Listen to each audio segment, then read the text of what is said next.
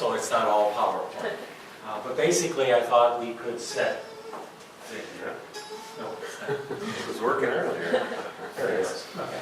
So our current international student profile at UIC, right now we have a total of 3,500 international students for the fall of 2014.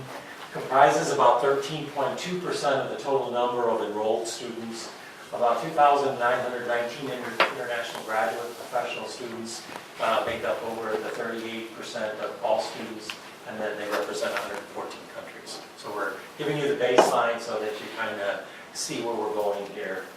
Economic contributions, UIC's international students contribute part of the $26.8 billion in economic activity by the nation's 886,052 international students. In the state of Illinois, the over 42,000 international students contribute nearly $1.4 billion and support over 19,000 jobs. And a lot of this information is coming from Open Doors, so if you kind of want to reference. Our top 5 countries, we have China, India, South Korea, Taiwan, and Saudi Arabia. You can see that China, we have roughly 1,205 students from that country. And we're kind of going to focus that, we're using that as a case study. China, bringing it down a little bit further, we have 53% are males, 47% are females. The funding, 52% are personal and family, 30% are coming from UIC funding, 18% are coming from the government private sponsors. Top majors are business, accounting, electrical, computer engineering, public administration, and then we also have quite a few special cohort groups or programs. And then the kind of tool that I wanted to talk about today when we're talking about international students and transportation here at UIC, I kind of borrow from anthropology, this sort of cultural anthropology, the term ethnography. And in preparation for today's presentation, I found that the UCLA Transportation Center published a great report a few years ago on visual ethnography as a new travel behavior research tool, and as a way of really understanding the culture that you're in and using the transportation both as a pedagogical and a personal tool. We all know that international students are going to be able to see the sights of the city, see the City's Tower, go catch a game at Wrigley Field. Those are all great. So what I kind of want to focus a little bit more on today is being a participant observer, being able to contextualize issues from a classroom setting, apply theoretical constructs, and this goes beyond just the field of urban transportation. I'm guessing most of you are students in CUPA. Okay, so there's going to be many issues of sociology, economics. There's many areas where this can intersect with. So, why am I talking about international students as visual ethnographers? Well, and particularly using public transportation. Well, not that many have cars. As international students, this is a very commuter-heavy campus to begin with. We have a lot of students that commute from the city and the suburbs. But our international students, very few have cars. Partially because tuition payments are quite expensive. Buying a car if you might be going back home in a couple of years might not be the best financial decision to make. And the CTA U-Pass that students are required to pay for every semester, which this term is $140 each semester. We really try to encourage students that this is not an optional fee; they have to pay it. So get your use out of it and really go out there and explore the city, both for leisure and for academic pursuits.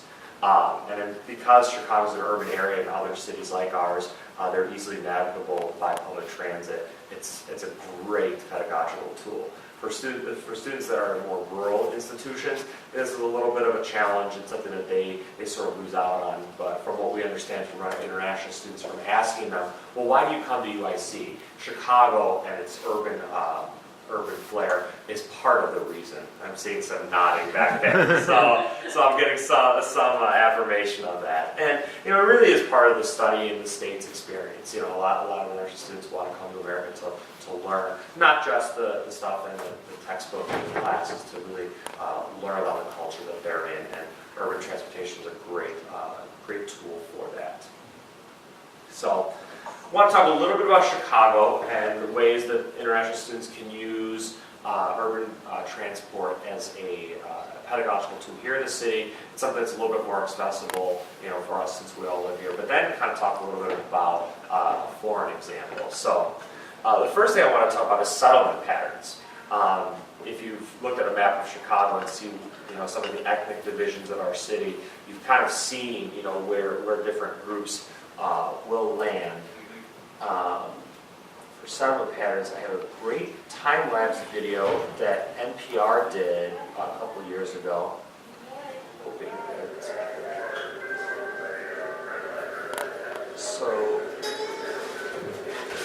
this is a 1-minute time-lapse of ridership on the CTA, starting at the Howard stop on the northern part of the city, going all the way down to 95th and Ryan.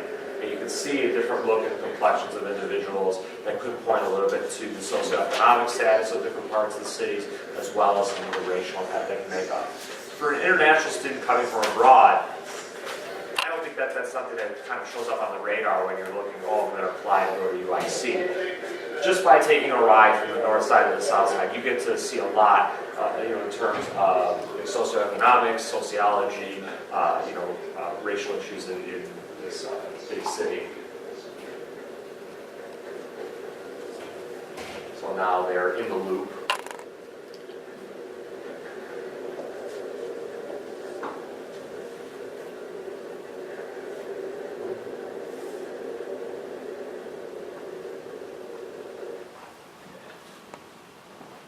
So, we talk about the ways that the settlement of the city has kind of taken shape. You see it through the public transit. Another major issue to kind of look at when looking at looking at the city's makeup is also the accessibility to jobs, and this is highly correlated to socioeconomic status. And kind of taking the red line example one step further. How many of you are familiar with the debate to expand the red line south of 95th Street? And what are some of the biggest issues with that? It might not be used as much as to make it worth it. Yeah, and if you looked at when you went south of Roosevelt or south of Sox 35th on that time-lapse video, what was the ridership as you went kind of further down? It was a little bit more sparse. What's the biggest pro argument for it? It expands public transportation access to more poor residents. And not just public transportation access, but what is that public transportation? Jobs. Basically taking individuals from the far south side of the city to have them to give access to the loop and areas like that, where some of the more higher paying jobs are at. So there's a great article talking about Red Line Extension offers a ride out of poverty. This is one of the big arguments being made, for this expansion. There's a lot of debate in the city of Chicago whether or not this should be done. And I think just by being exposed to this and taking the L down that far and kind of engrossing yourself in discussions about what the city is doing in terms of its transportation, kind of gives you a good anthropological, good ethnographic sense of the city. You get to learn a lot about it in a way that just reading it in a textbook you might not be able to get. It's a great local example, and using the environment around this university as a pedagogical tool. But feel free to stop me whenever you have any questions.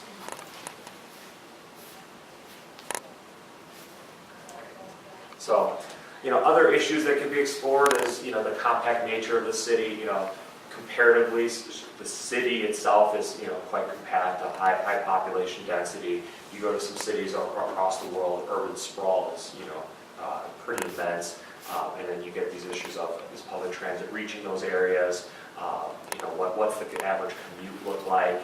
The transportation inequality, and it kind of demonstrates government priorities. And there's been a lot of debates, I'm sure in many of your classes, there's been discussions about how much funding is going to the CTA or the Regional Transit Authority, things of getting workers in from the suburbs, via the metro system to get them to jobs downtown here in Chicago. And these are issues that are kind of seen across the entire globe. And with a lot of our international students returning home, particularly the ones that are in the field that you all are studying, is that these are issues that they'll try to be tackling after their studies.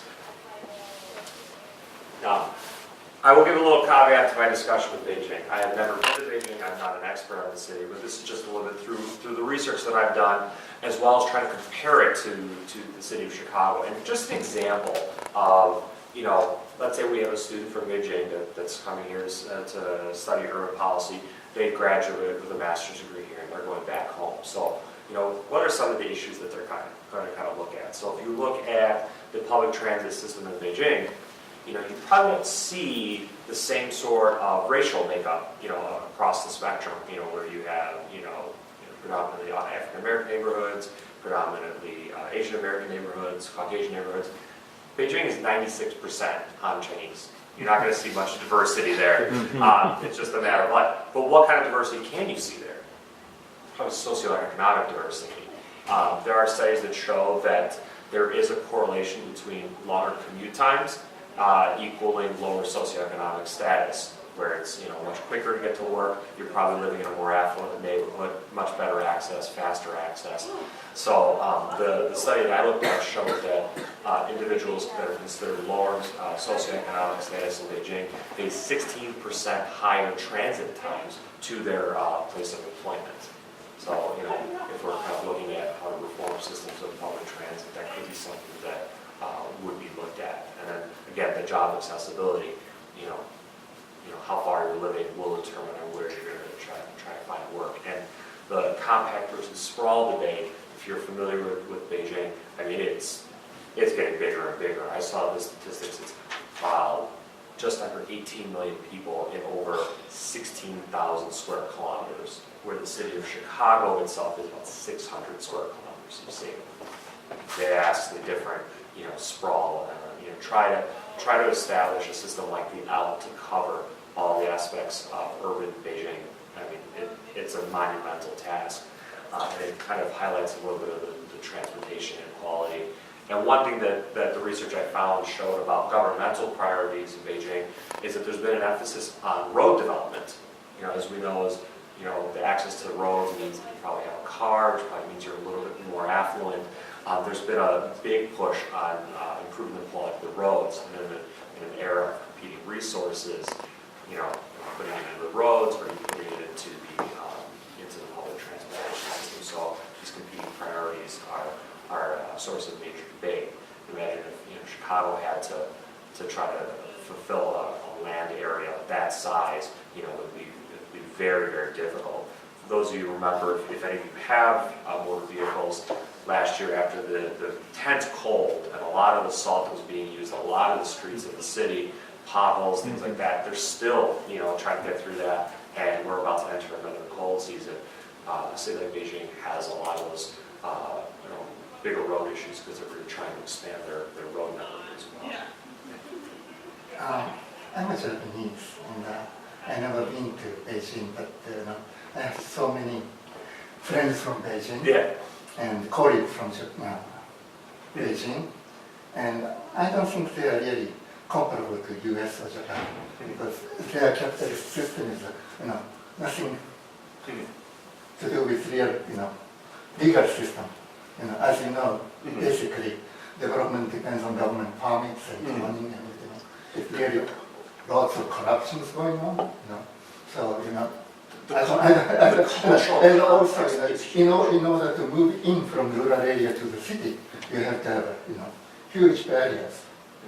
So I don't think, it's your case study. It's totally inappropriate. To be perfectly honest, I wanted to take something that is quite different to show some of the to show them that I said disparity, but show the differences. Because I could have gone with, for example, I worked in Rome for a while, worked for an American university out there. And one more point is that in terms of government priority, it's true that their priority is developing highway, national highway system, but now they are into bullet train systems, and also the low-cost carrier systems. So I think the system priority is changing, but everything depends on oppressing the democracy. And if you look at Hong Kong, what's going on? I think you raise a very, very valid point, is the cultural realities on the ground, affect, decisions made on a daily basis, from, local to regional to national levels, and, you obviously have some more experience in the country, and those things matter. And I think for students that come here from countries with different political systems, different cultural norms, I mean, it's a great way of kind of seeing another cultural context and maybe thinking, okay, there might be different ways of doing it. Not necessarily better, but just kind of thinking there are different ways of doing things, and that kind of interchange. And if we were to send our urban transportation students, I don't know if we have any programs that we send students out to China, but it would be a very enlightening experience for those students to kind of take a look there. And I think another thing you mentioned that a lot of it's still developing. One of the reasons why I chose Beijing was that it is not, their transportation system is not fully developed. And if any of our students are going to the developing world to serve as consultants and things like that, you can't necessarily take a look at Chicago and say, this is how we do it in Chicago, this is how it could be done elsewhere. We see that in development work all the time, and it doesn't really work out that well. You definitely take into account the local cultural realities. And this sort of ethnographic study that I'm kind of suggesting is a pretty effective way of doing that. And one more thing is that, as I see, the trend in Chinese students in Japan, recent Chinese students are really rich. Some, they buy cars, Japanese cars like Lexus, and even here I see so many new Chinese students riding on very expensive cars. So things have been changed in the past 20, 30 years, and I think it's going back to this. This 52% in personal family funds is showing the development of a rising middle class in China, that being able to send students abroad, whether to China, to the United States, is something that you probably didn't see this as much 20 or 30 years ago. And even the massive increases in Chinese students here in the United States is like the last 10 years of the phenomenon, where you've seen these 100, 200% increases. It's interesting you mentioned the very nice cars. There's recently a documentary done by Michigan State University called Imported from China, where they followed Chinese students around for a semester. And one of the things that they noticed, because Michigan State is not in a very large city, East Lansing is much smaller than Chicago, is that a lot of students did have to resort to buying cars, and some of them did buy a little higher end vehicles and things like that. And so you do see the difference between the city of Chicago and Michigan State. But I just met a student, who transferred from Canada, and he went to Canada because it's easier to get student visa over there, then transferred to, Illinois area, Chicago area, and he's doing fine, So I think when I studied here at UIC, we had so many Taiwanese, Korean students, and they almost all went back. Even Japanese students, they went back to Japan because relative income is now as high as the U.S. But now, Chinese students from mainland, they seek to stay here because there are more political freedom, and also pay is much higher. So it seems that those kind of economic change in the home country, you have to think about those push factors changing drastically. I see Indian students, so many, UIC is said University of Indians and Chinese. So I think it's not Japanese or Koreans or Taiwanese anymore. So things are changing. So, and I think U.S. government policy is to entice the rich students rather than best and brightest. Best and brightest may not be coming here anymore. Yeah, I mean there are definitely economic reasons for the increases in the students. And, you're definitely right on that. Any other comments on the cases? Sorry about that. It's okay. No, it's I don't mean that USC's quality is getting down. It's totally opposite. So for kind of the third part of the presentation, I want to talk a little bit about, we've kind of set the stage of, we have this public transportation system. We try to encourage its use. I'll talk a little bit about the services that our office does, what Jim and I, try to put together in terms of programs to encourage use of public transit, as well as, what faculty members here would be able to do. I thought we'd have more faculty members in the room, so I can kind of lean on them to kind of, get some ideas from them. But what I really wanted to show, we're very proud of it, is this is a video that will be going out to all incoming international students. One of three, but this is our welcome video. Welcome to the University of Illinois at Chicago. We are delighted you have chosen to attend UIC, which is currently home to international students from 114 different countries. Attending a university in the United States can require a big adjustment, and our staff, faculty, and students are ready to help you as you make Chicago and UIC your new home. I invite you to enjoy this quick guide to navigating the city upon your arrival.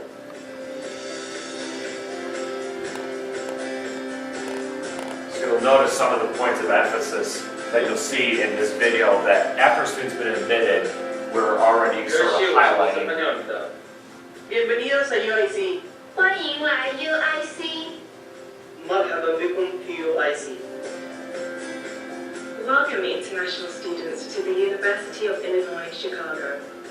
Chicago is a wonderful city with many opportunities to learn, but you will need to know a little bit in order to get on well here. This series of videos will walk you through what other international students consider the most important tips and tricks to settle in successfully. Once you arrive at O'Hare International Airport and gather your luggage, find the signs for the Chicago Transit Authority, CTA, to get to the Blue Line. When you arrive at the stop, purchase a Venture card, which will allow you to ride the trains and buses all over the city. Don't put too much money on the card. As part of your student fees, UIC will issue a U-Pass card that will provide unlimited rides on the CTA during the times you are enrolled in school.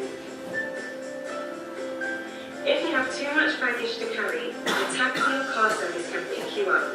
If applicable, you can contact your student association to coordinate a ride. The Chicago rail and bus system stretches for over 1,500 combined route miles. There are 8 separate lines on the CTA, denoted by color. Both O'Hare Airport and UIC can be accessed via the Blue Line. If you feel confused, don't be afraid to ask for directions. Chicago is known for its friendly people. UIC is located in Chicago's West Loop district, less than 2 miles from downtown Chicago. If you're ever lost around the West Loop, look for the University Hall. At 103 meters, it is the tallest building in the area. The UIC campus is approximately 240 acres and has more than 100 buildings. Do some exploring while you're here.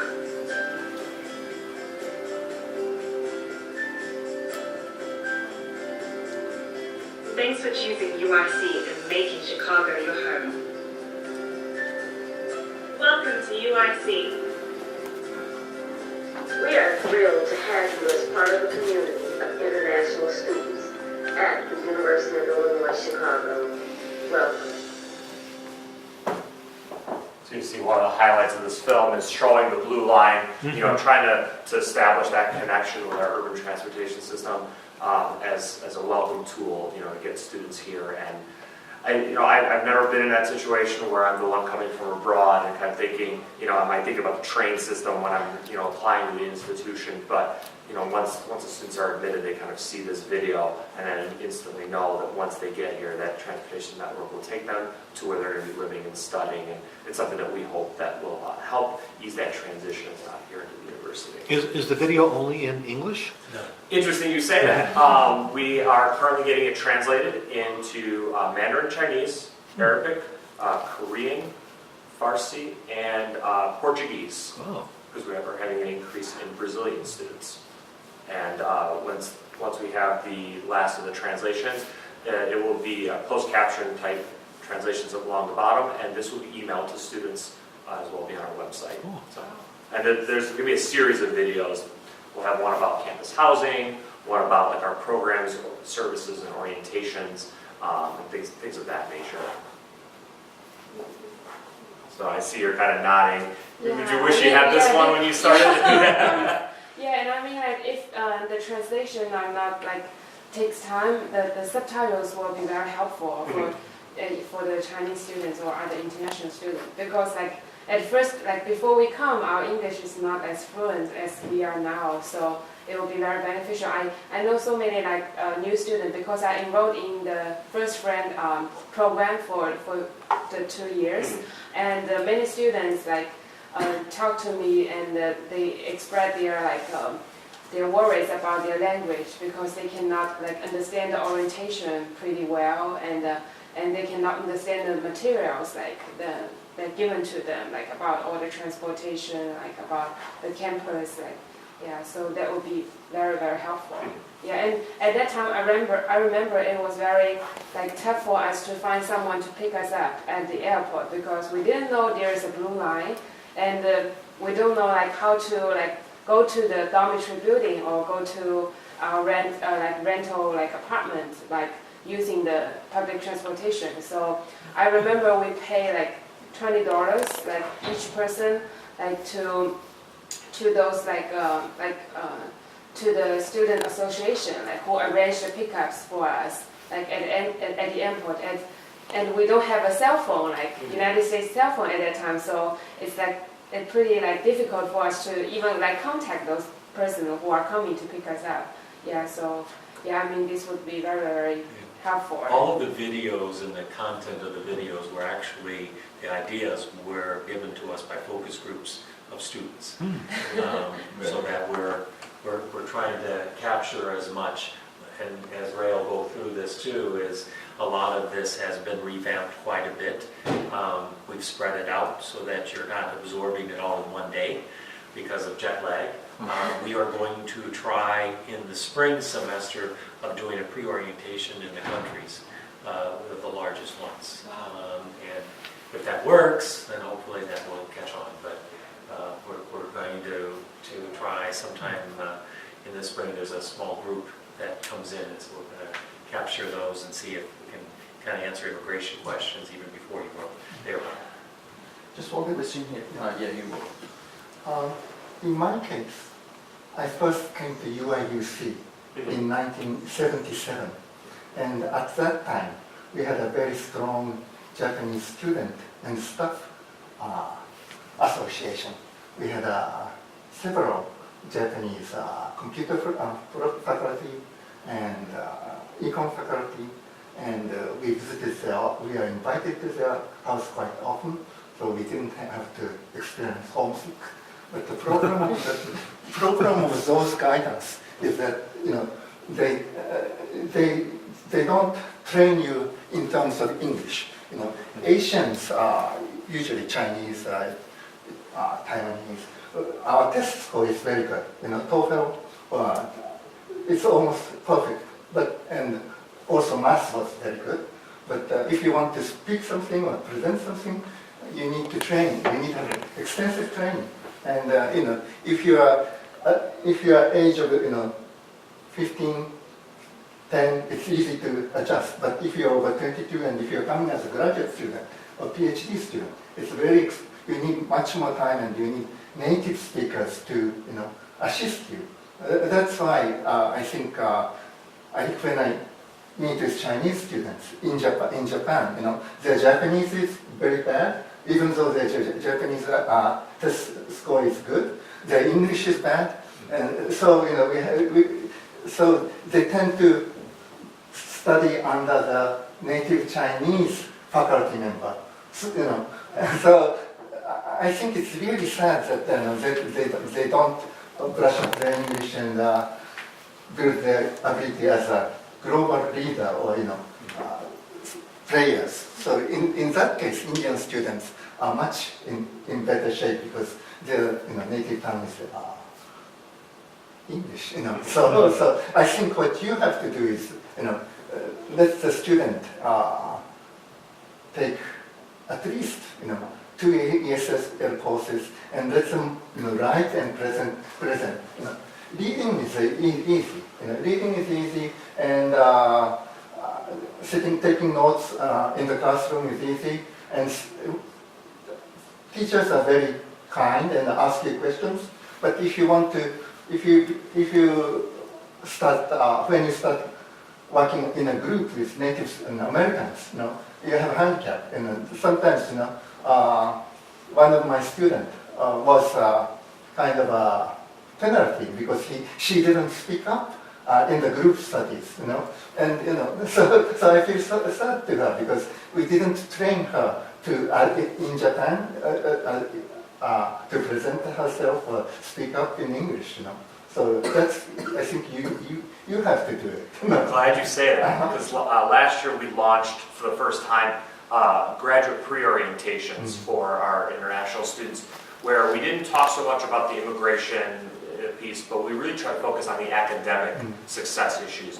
When you talk about speaking up in class, we have an entire section where we talk about class participation, speaking up, how that in some classes it could be up to 20% of a grade. We talked about, try to strategize for class participation. Yeah. Maybe plan your contributions out ahead of time. Maybe, the first semester is that, you're kind of having to plan things out. Maybe you have to write it out in your native language, then translate it, and then, be able to speak it. So maybe you have to do it before class, because if you're trying to write it out in Chinese and then translate it and then speak, the point may have already moved on. It may be too late to that. So we have been trying to arm students with this knowledge ahead of time. The use of ESL classes, once you're in a degree program here, there's some immigration issues with that, so that's a little bit more difficult. But what we've tried to do is tackle it head on beforehand with strategies for academic success and showing them the resources. There is an academic center for excellence on campus where they have more one-on-one tutoring